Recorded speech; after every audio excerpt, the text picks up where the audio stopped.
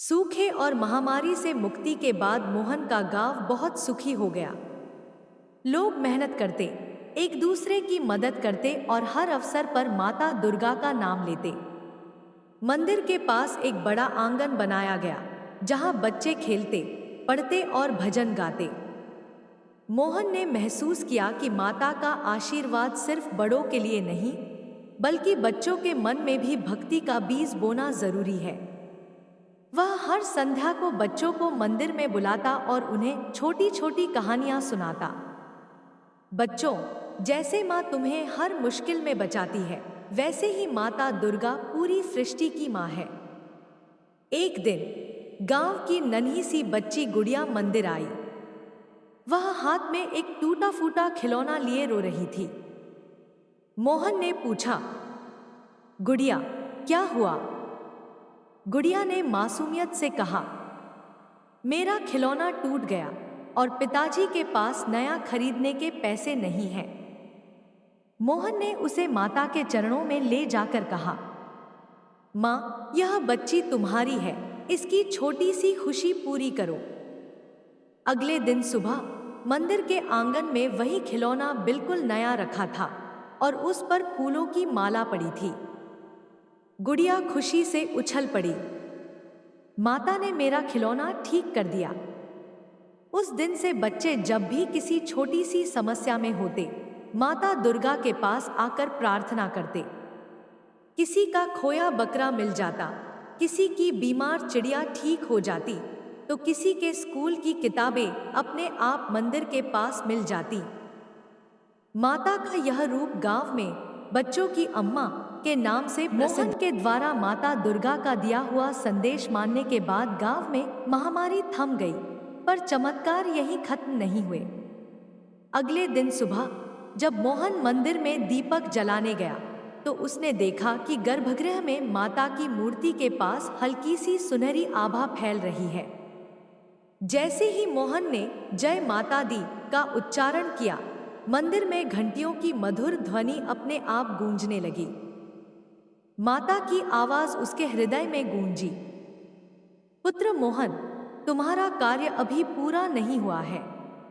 अब तुम्हें इस गांव के लोगों को भक्ति और एकता का महत्व समझाना होगा, क्योंकि बीमारी सिर्फ शरीर की नहीं होती, मन और समाज में भी फैलती है।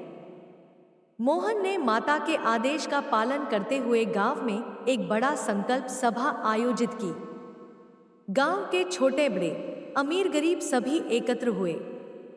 उसने कहा, भाइयों और बहनों, माता ने हमें केवल बीमारी से नहीं बचाया, बल्कि यह भी सिखाया कि अगर हम एक दूसरे की मदद करें, नफरत छोड़ें और सच्चे दिल से भक्ति करें, तो कोई भी संकट हमें नहीं तोड़ सकता। लोगों ने मोहन की बात दिल से मानी और एक नियम बनाया कि हर महीने एक दिन पूरा गांव मंदिर में एकत्र होकर माता का कीर्तन करेगा, प्रसाद बांटेगा और जो भी गरीब या बीमार होगा उसकी मदद करेगा। दिन बीतते गए और मोहन की भक्ति की ख्याति दूर दूर तक फैल गई। पास के गांवों से लोग माता दुर्गा के दर्शन के लिए आने लगे।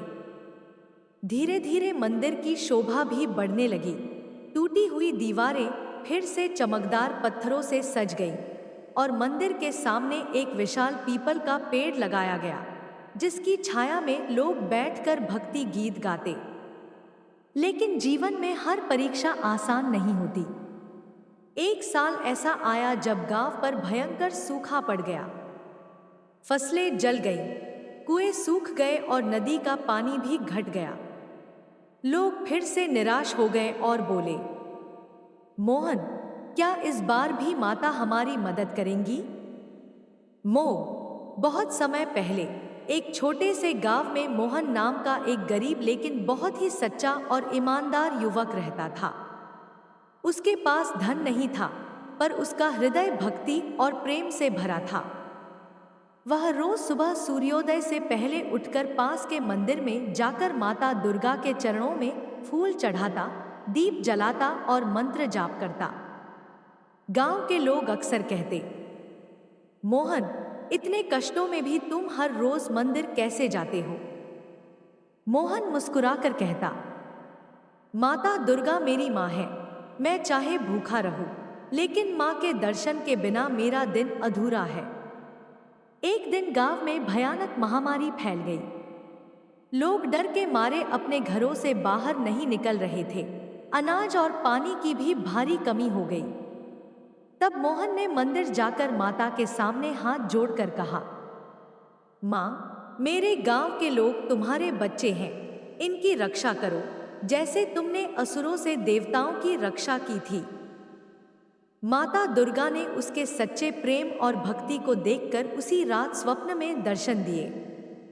उन्होंने कहा, पुत्र मोहन, कल सुबह मंदिर के पीछे वाले कुएं से जल भरकर पूरे गांव में बांटो और हर घर के आंगन में मेरे नाम का दीप जलवाओ। मोहन ने वैसा ही किया। अद्भुत बात यह हुई कि जिस घर में दीप जला, वहां के लोग धीरे धीरे स्वस्थ होने लगे और बीमारी गांव से दूर हो गई। गांव के लोग यह देखकर माता दुर्गा के चरणों में झुक गए और बोले, माँ, आपने अपने सच्चे भक्त के माध्यम से हमारी रक्षा की। माता ने आशीर्वाद देते हुए कहा, भक्ति में सबसे बड़ा बल है सच्चाई और निस्वार्थ प्रेम। जो मुझे सच्चे मन से पुकारता है, मैं उसकी रक्षा स्वयं करती हूँ। और तब से गांव में हर साल नवरात्र में माता दुर्गा का भव्य उत्सव मनाया जाने लगा। बहुत समय पहले एक छोटे से गांव में मोहन नाम का एक गरीब लेकिन बहुत ही सच्चा और ईमानदार युवक रहता था। उसके पास धन नहीं था, पर उसका हृदय भक्ति और प्रेम से भरा था। वह रोज सुबह सूर्योदय से पहले उठकर पास के मंदिर में जाकर माता दुर्गा के चरणों में फूल चढ़ाता, दीप जलाता और मंत्र जाप करता। गांव के लोग अक्सर कहते, मोहन, इतने कष्टों में भी तुम हर रोज मंदिर कैसे जाते हो? मोहन मुस्कुराकर कहता, माता दुर्गा मेरी माँ है। मैं चाहे भूखा रहूं, लेकिन माँ के दर्शन के बिना मेरा दिन अधूरा है। एक दिन गांव में भयानक महामारी फैल गई। लोग डर के मारे अपने घरों से बाहर नहीं निकल रहे थे। अनाज और पानी की भी भारी कमी हो गई।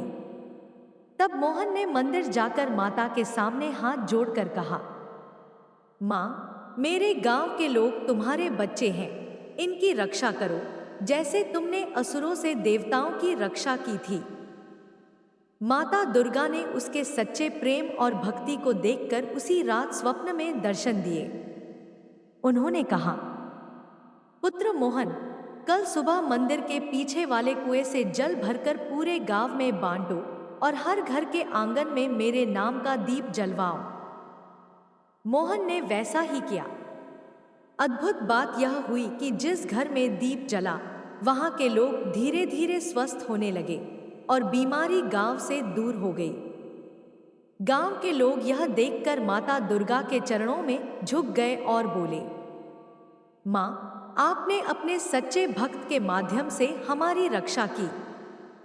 माता ने आशीर्वाद देते हुए कहा, भक्ति में सबसे बड़ा बल है सच्चाई और निस्वार्थ प्रेम। जो मुझे सच्चे मन से पुकारता है, मैं उसकी रक्षा स्वयं करती हूँ। और तब से गांव में हर साल नवरात्र में माता दुर्गा का भव्य उत्सव मनाया जाने लगा। बच्चों की अम्मा के नाम से प्रसिद्ध हो चुकी माता दुर्गा की कृपा के बाद बच्चे हर दिन मंदिर में एकत्र होने लगे। मोहन ने मंदिर के आंगन में उनके लिए एक भक्ति पाठशाला शुरू की, जहां वे अक्षर सीखते, गीत गाते और माता की कथाएं सुनते। चमत्कार एक, मीनू की पढ़ाई। मीनू नाम की एक होशियार बच्ची थी, जो गरीब थी और किताबें खरीदने में असमर्थ थी। परीक्षा के समय वह माता के चरणों में बैठी रो रही थी। माँ, मुझे पढ़ना है, लेकिन मेरे पास किताबें नहीं हैं। उस रात मंदिर के आंगन में एक बंधा हुआ कपड़े का पोटला मिला, जिसमें नई किताबें, पेंसिल और एक सुंदर थैला था। मोहन ने सबको बताया, ये माता की देन है। मीनू, इसे लो और अच्छी तरह पढ़ाई करो। मीनू ने वादा किया कि वह बड़ा होकर गांव के बच्चों को मुफ्त पढ़ाएगी। चमत्कार 2, खोया हुआ भैया। एक दिन दो छोटे भाई खेतों के पास खेल रहे थे कि छोटा भाई बबलू रास्ता भटक गया। पूरा गांव उसे खोज रहा था। शाम ढल रही थी और अंधेरा बढ़ रहा था। तभी बबलू खुद मंदिर के दरवाजे पर आ गया। उसने कहा, एक बड़ी सी अम्मा ने मेरा हाथ पकड़ा और कहा, बेटा डर मत, मैं हूं ना, और मुझे यहां छोड़ गई। सबने समझ लिया कि वह माता दुर्गा थी, जिन्होंने उसे सुरक्षित पहुंचाया। चमत्कार 3, वर्षा का वरदान। गर्मी के दिनों में बच्चों के खेल बंद हो गए थे, क्योंकि धूप बहुत तेज थी और पानी की कमी हो गई थी। बच्चे माता के मंदिर में आकर बोले, माँ, हमें बारिश चाहिए ताकि हम खेल भी सकें और खेतों में हरियाली भी आ जाए। अगले ही दिन काले बादल घिर आए और हल्की हल्की फुहार के साथ सुगंधित हवा बहने लगी। बच्चों ने आंगन में नाचकर माता का धन्यवाद किया। धीरे धीरे ये चमत्कार इतने बढ़ने लगे कि गांव के बाहर के लोग भी अपने बच्चों को आशीर्वाद दिलाने लाने लगे। माता के मंदिर में रोज सुबह भजन और शाम को बच्चों का नृत्यगान होने लगा।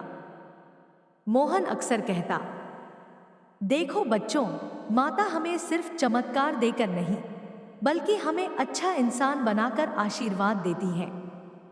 तुम सब बड़े होकर लोगों की मदद करना, सच बोलना और माता का नाम लेना।